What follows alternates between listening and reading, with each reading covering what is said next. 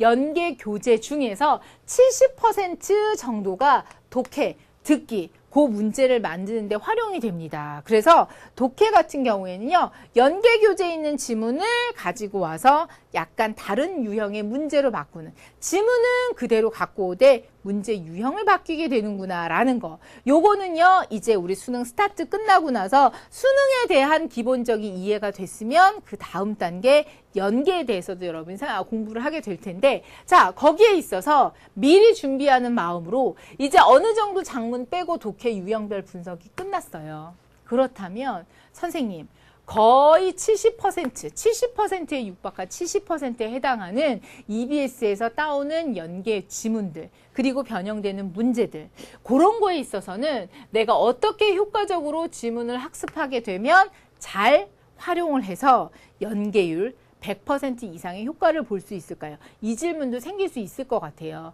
자, 그러면 제가 말씀드렸잖아요. 독해 같은 경우에요. 지문을 그대로 가지고 와요. 그렇죠? 이거는 EBS 지문이고요. 그 다음에 평가원의 수능 문제라든가 모의평가 문제로 갖고 오는데요.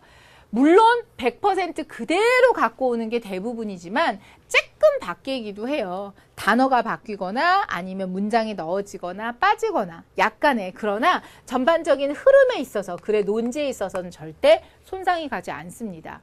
대부분 보면은요, 좀 더 내용을 명확하게 여러분에게 문제의 명확도를 더 높이기 위해서 단어라든가 어휘 같은 것을, 그리고 문장을 풀어 쓰거나 더 첨삭을 하거나 이런 경우가 생기던데요. 자, 지문은 그대로 갖고 왔죠. 그러나 문제는 바뀌는 경우가 많아요.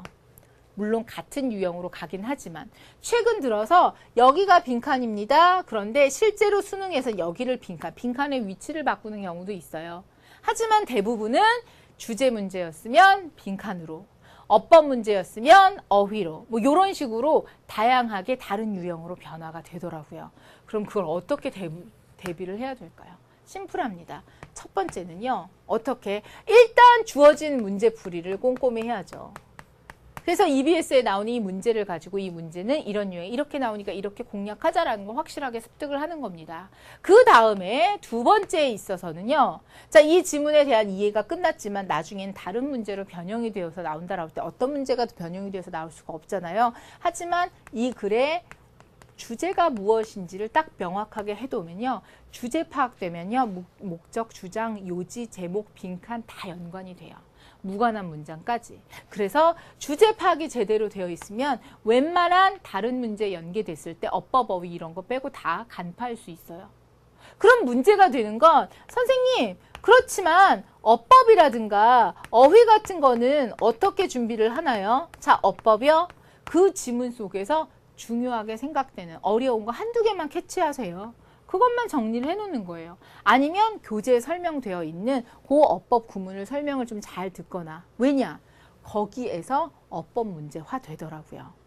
어휘 문제는 마찬가지입니다. 이 지문의 논리를 이해하는 데 있어서 중요한 키워드 5개 정도 밑줄 쳐놓고 틀린 것은 글의 흐름에 비추어서 단어 쓰임이 틀린 거 이렇게거든요. 그렇다면 굳이 단어를 별개로 외우는 것보다 이 지문의 흐름에 비추어서 몇 가지 키워드를 체크를 한다.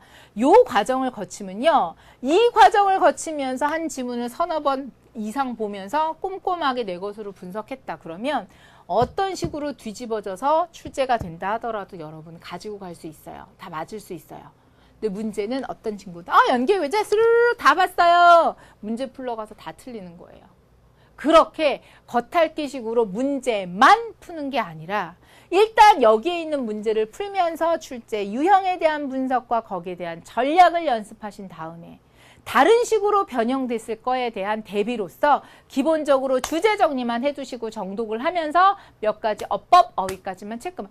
별로 어려운 과정 아니잖아요. 그러나 이 과정이 있어야 연계되는 지문에 대한 정답률도 높이고요.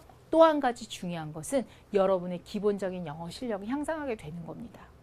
그러면 항상 구문이나 어법에 대해서 늘 꾸준히 체크하죠. 어휘 계속해서 암기하죠. 그러면 연계되지 않은 지문에 대해서도 여러분은 거의 100%까지 해결할 수 있는 능력이 생긴다고요. 아시겠죠? 그래서 여기에다가 좀 착안하셔서 꾸준히 공부를 하신다면 지금 남아있는 수능까지의 시간적인 거리 충분히 만점까지 갈 수 있을 테니까 절대 문제풀이만으로 수박 겉핥기식만의 공부는 더 이상은 안 된다. 아시겠죠?